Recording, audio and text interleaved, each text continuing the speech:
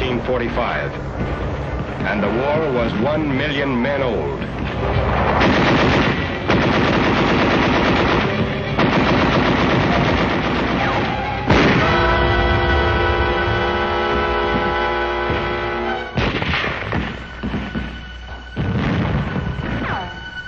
Hang on, kid. Keep your eyes shut tight and drink. They're moving you back now. Don't give up. Just hang on. The road back is bumpy and maybe the pain blurs your eyes. But listen. The sound of battle grows dim. And now one question cuts clearly through the haze. Which man will you be? The one who gets hurt and dies? Or the one who gets hurt and lives? When the dizziness stopped, when the fog cleared, an Army nurse was at your side. A woman who meant safety and comfort and home to thousands of men before you. A woman who meant all those things to you. A nurse brought another American's blood to your side to pour new strength into your veins. A nurse handed clamps to the surgeon and counted sponges. A nurse prepared and administered the anesthetic and watched you constantly for any telltale change in your breathing or blood pressure, all working with the same purpose: to ease the pain of war, to help save lives.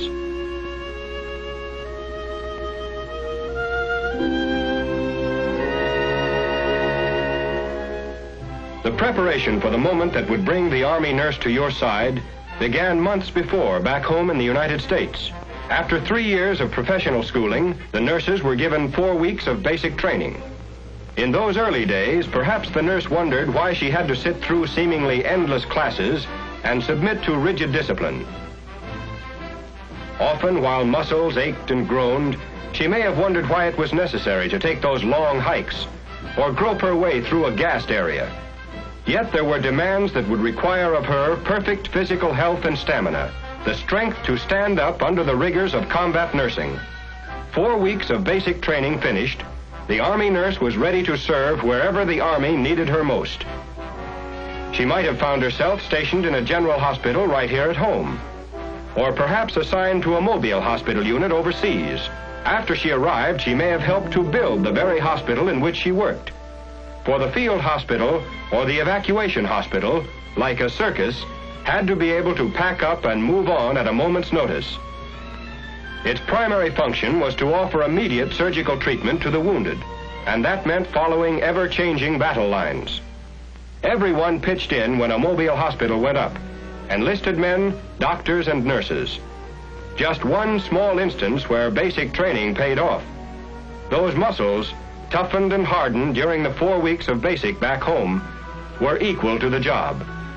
In the field, the Army nurse lived roughly and worked gently. There was no glamour, and her life was far from spectacular. She slept under hastily pitched canvas, on a GI cot, under GI blankets. She trained her mind to act as an alarm clock, because time was important. A wasted moment might have meant a wasted life. She lived a life completely stripped of luxuries, and yet she asked for no more luxury than a patient's smile when his pain was eased. She ate regular GI rations the same as the rest of the Army, and often at irregular times. The hours were long and the demands never-ending, and as a result, the nurse learned to make use of every moment of her off-duty time. She might not have chosen a GI helmet to wear to her kid sister's wedding, but it made up for its lack of style by its versatility. It was a beauty parlor, laundry, cooking pot, wash basin, all rolled up into one. A little community in size 7. She spent some of her time writing letters.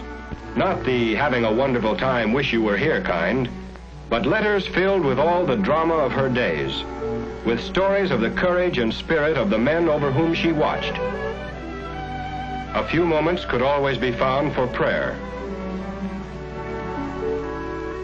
others for lounging about talking of home. She may have longed to wear the evening dress sent from home, but probably only had the chance to talk about it.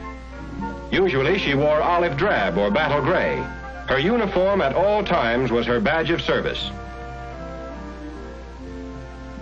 But however she spent her off-duty time, she was always eager to return to the hospital where the wounded were fighting for their lives. For first and foremost, and at all times, she was a nurse, offering professional and skilled care to the sick and wounded. A nurse first, a woman second, and an officer third might well serve as the slogan for every member of the Nurses Corps. Complete recovery of the patient in war or peace depends not only upon the use of drugs, but on the skill with which they are administered and the care that follows. The nurse must be capable of recognizing at once any symptoms in her patients which demand immediate treatment.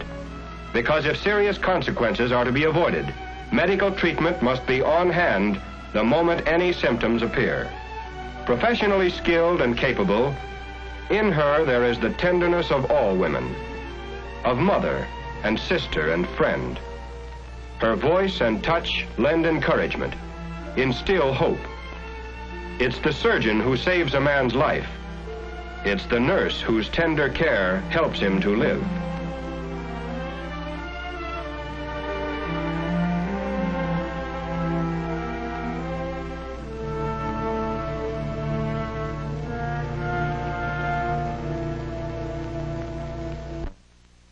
The crisis past, patients begin to sleep again. The pain is just a bad memory.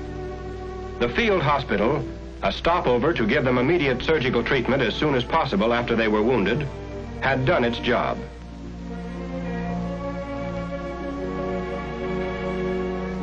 The evacuation hospital was another stopover on the trip back through the medical chain.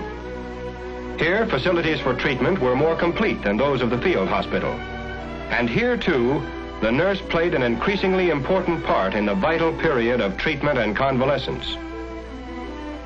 After 3 or 4 days, the patients were usually well enough for the trip back to the general hospital.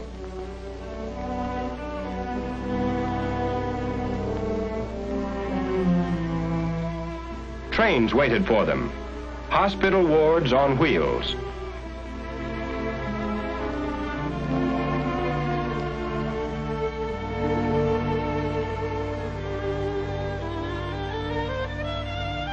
Each train carried, in addition to medical officers and enlisted technicians, 4 surgical nurses and 2 medical nurses, all of whom were on duty from 7 a.m. to 9 p.m., and as far into the night as they were needed. When speed meant life, evacuation took place by plane. Because of these flying hospitals, men are alive today who otherwise would have died in the jungles of Burma or on the beaches of Normandy.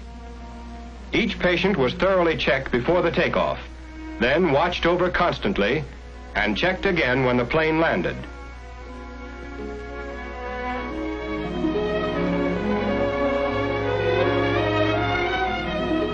While in the air, the flight nurse was in complete charge, ready to handle every emergency and doing everything a doctor would have to do, except operate. Air evacuation was difficult and required specialized skill and training. The flight nurse had to be prepared for the unexpected. For the next moment, it might have and often did happen. At the General Hospital in the theater of operation, other skilled teams of surgeons and nurses stood ready to take over where the frontline hospitals left off. Whether a hospital is under canvas out in the field or in a solid structure in a city, its routine, like the nurse's routine, doesn't vary, and its principal aim remains fixed: to offer the best possible medical care to the sick and wounded. Nurses sterilized the operating equipment, the surgical gowns and gloves, prepared drugs, laid out the instruments which the doctor needed for his next operation, and kept accurate records of each patient's history and progress. While in a civilian hospital, the ratio is usually 1 nurse to every 3 beds. In an Army hospital, it is always many times that number. To help lift the burden from the nurse's shoulders, enlisted technicians trained in special schools are assigned to work under her direct supervision. One of her biggest jobs is to teach these technicians both in the classroom and in the hospital wards. This means added responsibility for the nurse, for although she has less personal contact with her patients, she has to direct the activities of the personnel assigned to her so that the treatment and well-being of her patients is assured. Relaxation and entertainment are an important part of medical treatment. To this general hospital overseas came an all-star show, and the Army nurse shared the fun with her patients, to whom the sound of laughter from home often meant more than medicine. Later on, she may have spent a few minutes with the star. And there were times when she herself was the star of the show, like this nurse, the first woman to land on Bougainville. The umpire calls batter up, and the game is on. Army versus Army, as the nurses play the wax.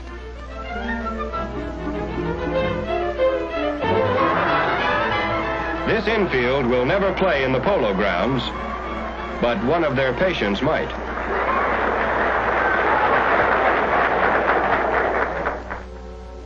Off duty for a while, some nurses strolled through the streets and buildings of ancient cities. Others preferred a round of golf, or a swim somewhere if the weather was right. Then it was always back to duty, back to the sick and wounded, back to the hospital, around which the life of an Army nurse revolves. Those patients scheduled for a trip back home for the final period of convalescence travel on a hospital ship as fully equipped as a stationary hospital. Now, as before, the Army nurse stands by ready to minister to every need.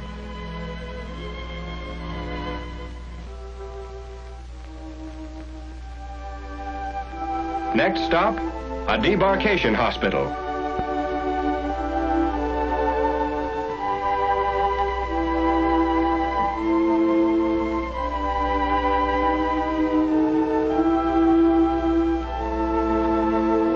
Then a general hospital in the United States and complete recovery.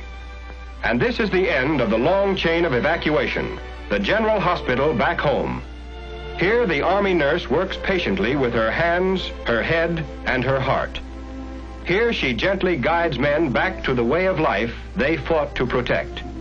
Although she might have volunteered to serve overseas, although she might chafe at what she considered the inactivity of working in a hospital in the United States or Alaska or Panama, the Army nurse soon learned that a battle line was wherever a soldier was stationed. What words of praise can measure up to these women whose very lives are given to nursing sick and wounded men?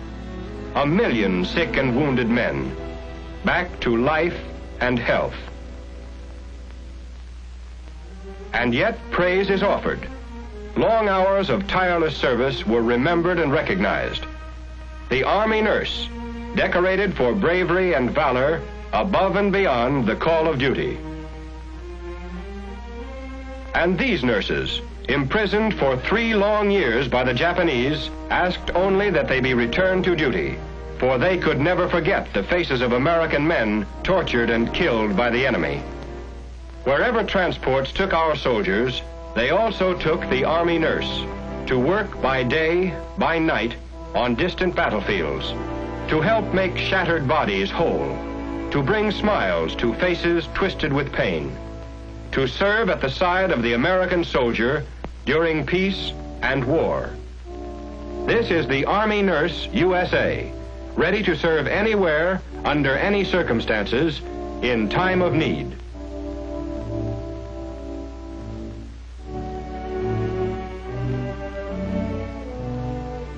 During the past 4 years, 57,000 graduate registered nurses have served with the medical department of the Army.